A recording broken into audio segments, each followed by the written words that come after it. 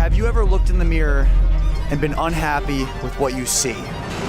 Every day since I decided to pursue bodybuilding. Body dysmorphia. Dysmorphia. Body dysmorphia. It's real. Fat gas in me. Body. Body dysmorphia is a mental health condition where a person spends a lot of time obsessing over flaws in their appearance, but these flaws are often unnoticeable to others. I'll uncover the reality of body dysmorphia, how we can combat this issue, and also how I myself have fallen victim to body dysmorphia for my entire life. And the one place I knew where to start was Venice Beach, Los Angeles, the place where everyone cares about their looks a little too much. The first thing I wanted to gauge was how many people here actually have body dysmorphia. I am here with Vincent. Doug. Liam. Ewan. I'm just gonna call him Mr. Bodybuilder. Do you have body dysmorphia? I do. For sure. Yes, I do. Yeah, I mean, I think probably everyone like in the gym has. It's pretty common, yeah, but 99% of the bodybuilders have it. Don't even know what it is. Do you ever look in the mirror? All the time. Are you happy with what you see? Basically, yeah. I mean, dude, how old are you? I turned 72 this last Monday. Can we get a flex really quick? Come on, give me something. Give me. Oh, dude. No. No. 1,000%. I do. Yeah, I actually did. When I was actually sent to the hospital for anorexia, and it's 100% a real thing. And I think that it affects too many people at a young age. How old are you? I'm 17. 17. If you don't mind me asking, when did all that happen? 2 years ago this time. And is it still a battle for you? Sometimes it can be. I guess a way to put it is kind of like if someone's in the driver's seat or like backseat driving, that's sometimes how it'll feel. Like someone's telling you like, yo, you shouldn't do that. Okay. Out of the dozens of people that I've asked, about 90% of them said that they have body dysmorphia. But this raises the question, why? Okay, what do you think has caused your body dysmorphia? Started lifting. The more progress you get, the more body dysmorphia you get. You think so? Yeah, I think. I mean, to be honest, seeing social media, it's not the greatest. I mean, I think that's the obvious though. A lot of the times, man, it's just seeing, people like you. No! No, not in a bad way. Okay, good. It should be a motivational thing, honestly. I feel like this day and age, you can't detach yourself from social media, so you're always going to see it, and it's just what you choose to let influence you. If social media seems to be the leading cause of body dysmorphia, then I wanted to ask these gym bros, what do they think about the most popular fitness influencers' physiques? Speaking of social media, I want to show you guys social media stars. I want you to tell me what you think about their body. Okay, what do you think of Larry Wheels' physique? I think that's amazing. I mean, iconic. What do you think of Lean Beef Patty's physique? Yeah. She's a 10. That's a 10. Like, what? I'm gonna go hit triceps actually. Nah, she got it. She motivated you? Yeah, you're doing your What do you think about Alex Eubanks' physique? You gotta come clean about the PEDs. Are you calling Alex Eubank out right now? What about you? Yeah. So seeing these bodybuilders, how does it make you feel about your body? I mean, honestly, I'm young. I feel good. I like where I'm at myself. So strive to get greater and just, keep going to the gym, keep putting in that work, and eventually you'll get to their point as well. So would you say that seeing these celebrities and all these influencers' physiques would motivate you? Yeah, sure. Yeah, because that just looks like time and effort. I mean, like 6 to 10 years of time, but yeah, it looks like he's just been building that. It does motivate me, especially the natty bodybuilders, because the natty bodybuilders, there's a lot of people that look great out there that are natural, and I want to continue to strive to be like those guys when I'm older. Besides calling out some of the industry's biggest fake natties, Alex Eubank. I'm kidding, guys. Or am I? I think it's time to talk to the people who are supposedly causing this issue, the influencers themselves, and see what they think about their bodies. I am here with Eric Janicki. Jenna Gary. Leave Patty. Joey Swole. Joey Swole. Joey Small? Depends on how you're feeling. So let me ask you this. Have you ever dealt with body dysmorphia yourself? Absolutely. Yes, of course. Yeah, I feel like everyone has. 1,000%, man. Yes, all the time, every day in, day out. Do you ever look in the mirror and feel unhappy or dissatisfied with how you look? Less so now than I used to. Yes, sometimes I'll look in the mirror and be like, whoa, I don't know who that person is, and they're deformed. It's purely hate. Just no love, just all hate. And I think that like when I get to a certain point, just like anybody else, you start looking at yourself like, oh, it's not enough. and that's me 100% of the time. Do you think being on social media as an influencer gives you pressure to have to improve your physique or look a certain way? Yeah, but I like that pressure. Personally, me. I like the pressure of knowing that people are watching. Motivating others is what motivates me. What you see every day is not necessarily the progress, the advancement in your physique that other people see that don't see you every single day. So I think it's tough. These responses made me wonder that if social media is the problem in the eyes of the audience, then what's the problem in the eyes of the influencers? What do you think is causing the body dysmorphia for you? I definitely think it's just like a gym thing in general. I think part of it is like looking at others, right? And just not being content with your own body. Looking at all these other girls online like, damn, I need to look like that. It's not reality, you know? Like, you don't have to have big lips, big boobs, big butt. Like, and then I'm like, oh, but I didn't need to do more cardio because my waist isn't thin enough. Like, it's just, you know, it's like an ongoing cycle. But I've like learned to be better with that for sure. And just like be okay with myself and my body and like understanding that also everyone's genetics are different. When you put yourself as this person online, that's what you're like subconsciously programming every single day, is that I look like this. A lot of them talked about how social media was harming their self-image. However, some of them looked more deeply into themselves, and here's what they had to say. You have to be in love with every phase, because if his grass is always greener, like, oh, when you're like big and you want to be shredded, and then you're shredded and you wish you were bigger again, you're never gonna be happy, right? You're just like this constant cycle of just like dissatisfaction with where you are like currently. So I would just say embrace whatever phase you're in. So if you're getting lean, yeah, you're gonna be a little bit more flat. Your training intensity is probably not gonna be as high, you're not gonna be as strong, but like that's something I've just started to embrace. It just wouldn't be right to be like, oh my God, my physique, because it's not. But I do see myself not in the best light sometimes. Does bodybuilding increase body dysmorphia? That's the real question. What is your opinion on competitive bodybuilding? Do you think that brings out any sort of self-image problems? I think it definitely can, and I don't think everybody can handle it. I personally am not a competitive bodybuilder, because I don't know if I could handle it. Especially once you've gotten like show lean at least once, then it's just like, if I'm not that lean, then I'm fat. And then you're always comparing yourself to that look. And then when you're coming back down, you're like, please let me be like more muscular than last time. So be successful in the sport, you almost have to be a little hypercritical and want to go and be better every day. As someone who does social media as a career and also has competed in 2 bodybuilding shows, I can easily add to this discussion.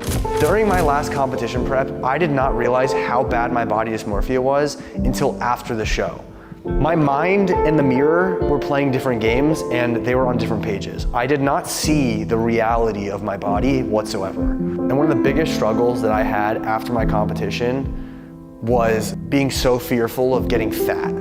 I thought that if I ate one cookie or I did anything off diet, I was going to immediately just get fat. And it's so ridiculous to think that way, but that's the way my mind worked. I 100% had an eating disorder during this time, and it's like a struggle that I've dealt with since I was 15 when I first began bodybuilding, but it definitely amplified from competing. It took my body dysmorphia and struggles with food to the next level. It also trickled into my life, affecting that and also affecting my relationships drastically. And here's the brutal truth from my fiance. I mean, when you're prepping for bodybuilding, so I feel like it's probably brutal on most people's relationships. 100%. Because you are not in a normal state of mind. You are literally just grumpy like 24/7. After realizing how serious bodybuilding is and the mental effects it can have on somebody that can't handle bodybuilding prep properly, a friend that has struggled so drastically with body dysmorphia that he has quit bodybuilding altogether. Mr. Larry Wheels, Mr. Badass, I've heard you made some changes and they stem from body dysmorphia, but I want you to tell your story about this. When you first started lifting and getting into everything, did you originally have the thought of becoming a competitive bodybuilder? I did very briefly, because once I learned that you have to have like a 24/7 lifestyle dedicated to the craft, I couldn't see myself sustaining that very long, especially at 17. And not to mention, I didn't care much for the posing. I didn't want to be a mass monster. I was pretty happy with the way I was built. Fast forward now to last year, and I decided to pursue bodybuilding, and I didn't realize how toxic it can be for your mindset, because you're hyper focusing on all of your flaws. 100%.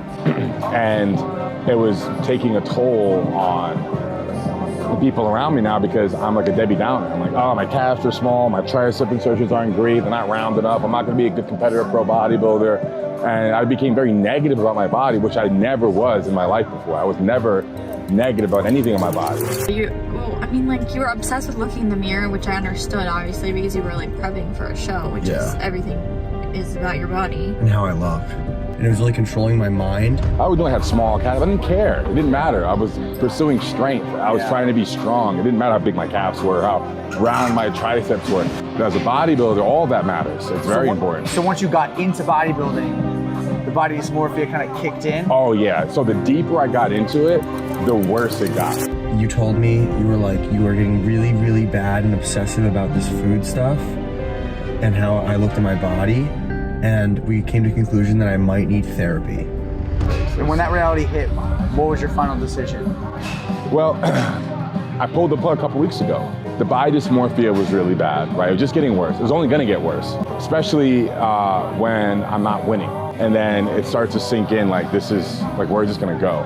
Truthfully, there's not much on the other side of it, even if I were to win shows, besides maybe some more recognition from the bodybuilding community, but I can do that making content without sacrificing my health and ultimately my marriage, right? I have a happy marriage, but when I'm taking things like trend, it turns me into like a paranoid, anxious person that's not who I am, and it's a drain of my relationship. You were always tired, you were always in a bad mood because you were literally like starving, basically.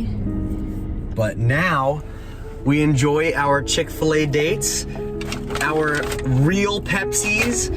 Would you say bodybuilding's toxic? I think it's toxic, yeah. Like, can I put myself through that again? One time, like the bucket list, yes, I'm glad I did it.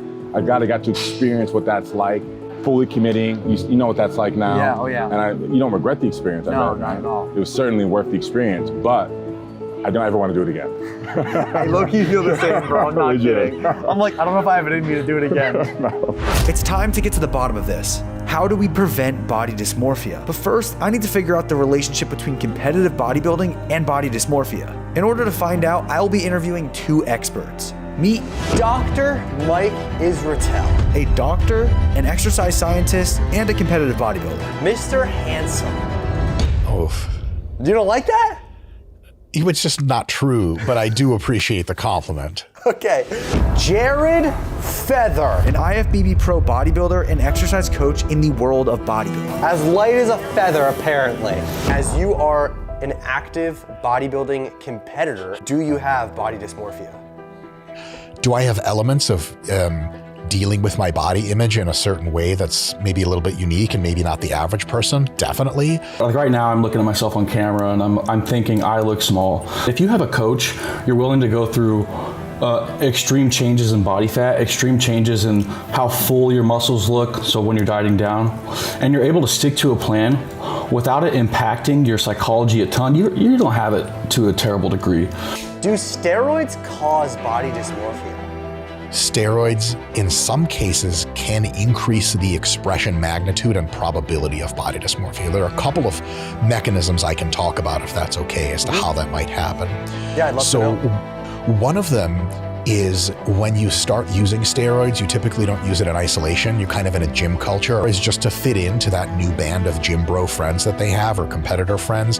And then you're like a little fish in a big pond. Another mechanism by which body dysmorphia can get exacerbated with steroid use, they can 100% give you a new standard.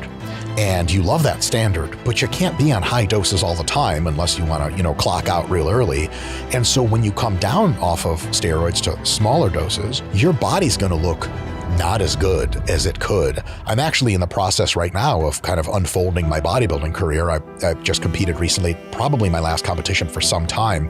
I'm about to get significantly smaller. That's gonna hit me, bro. It's gonna hit me 100%. Do you think that being a competitive bodybuilder can bring out body dysmorphia? Body dysmorphia in general as a whole category? What? Absolutely. I think less in the musculature realm. But the problem with bodybuilding competition is that you actually can't see your body at all when you're pumping up, when you're standing in line, and when you're on stage. You see other people's, and everyone looks really impressive. And a lot of times you don't have an understanding of how impressive you look because you just haven't seen yourself for that long in your best shape because you've never been in your best shape before. And you look at these other guys and you're like, man, this guy's gonna toast me. And that might be true, or it might not be true. And so if some people that are a bit more negatively tinted, they can take that negative tint and get a lot more self-doubt and kind of anxiety about, oh boy, is this really gonna come together for me? Whereas other people, it's this beautiful journey of like, man, my body's changing every other day. I love it. To be completely honest, the people that see it more positively and experience it more positively are the best bodybuilders in the world, and they just love the sport, and that's how you do bodybuilding. The day I began my fitness journey when I was 15 years old is the day that I decided I will never be happy with the way I look, basically ever. Every single year I would gain muscle, but it was never enough. I always wanted more, and then I'd gain more muscle, and it was still not enough. It was a never-ending cycle, and it drove me insane for years. So what can we do to fight these internal battles then? I developed a little nickname for this sort of thing. We call it time in the sun. That if you can really absorb your time in the sun, really have a lot of positive self-talk and affirmation about how much your body's changing and how great it is, how much you like it, at some point it's gonna sink in until people are like, hey, like, do you hate your body even when it's out of shape? You're like, it's all right. I know I don't always get it back into shape, and I think I look cool. I think that's a thing a lot of people can pull off. Wow. Soak in the sun. I love that. Life is about living, and it's about enjoying as much as you possibly can. If you want to go out and have a beer with your friends and you're over 21, why should you not? You should not be worrying about your body and how you look, thinking that's going to make me look bad tomorrow.